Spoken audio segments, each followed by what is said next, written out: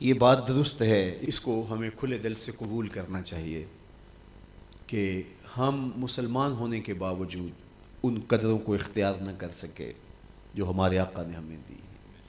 اکبر الہٰبادی نے کہا تھا مس پہ ہے اپنی نظر اور سیم ان کے ہاتھ میں.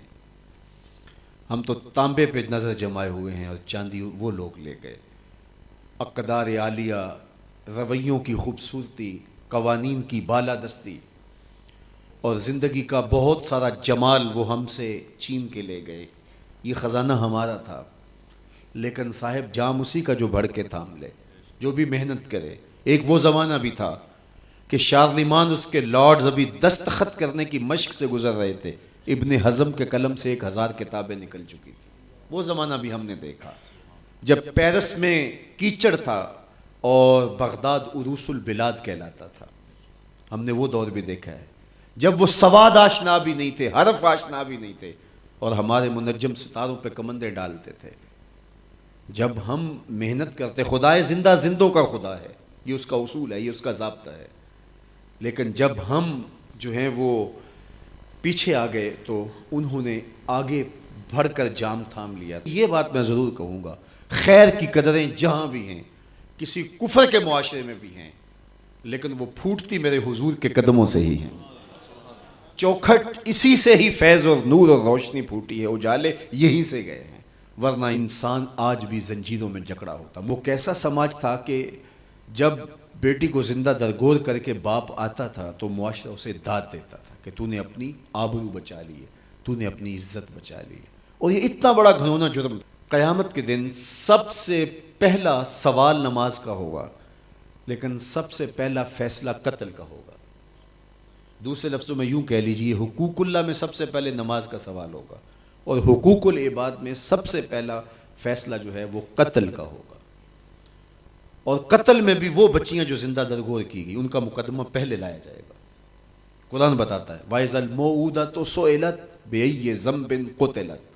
قبروں میں گڑی ہوئی بچیاں اٹھائی جائیں گی، اللہ کی عدالت ہوگی، ان کے ظالم باپ کٹہرے میں کھڑے ہوں گے. اللہ ان بچیوں سے پوچھے گا بِأَيِّ ذَنبٍ قُتِلَتْ، تمہیں قتل کیوں کیا گیا؟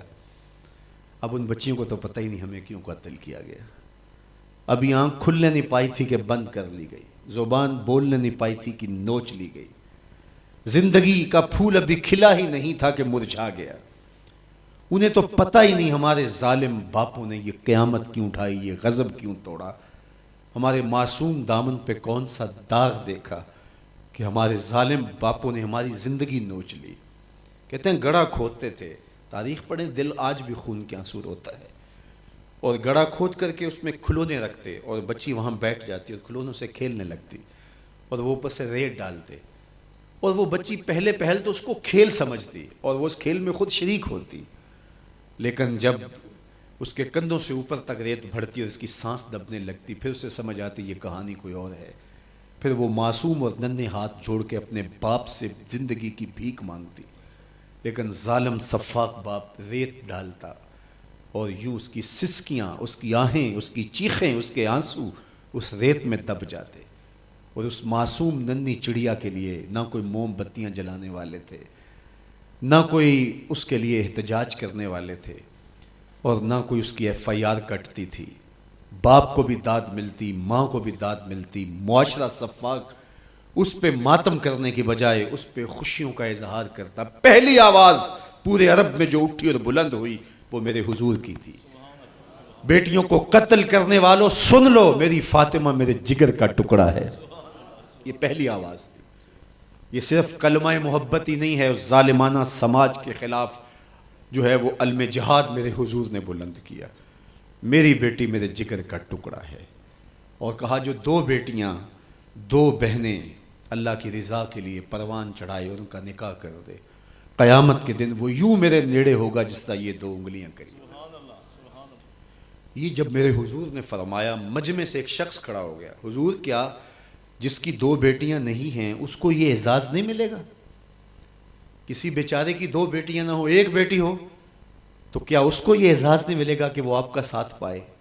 حضور نے فرمایا اسے بھی ملے گا. لیکن میں آپ کو دعوت فکر دیتا ہوں کہ اس سوال کے پیچھے کی کیفیت دیکھیے. اس کی 1 بیٹی تھی، کہاں بیٹیاں زندہ درگور ہو رہی ہیں اور کہاں ایک بیٹی والا کہتا ہے کاش کہ میری بھی 2 بیٹی۔ یہ تھا لایا ہوا میرے حضور کا نظام۔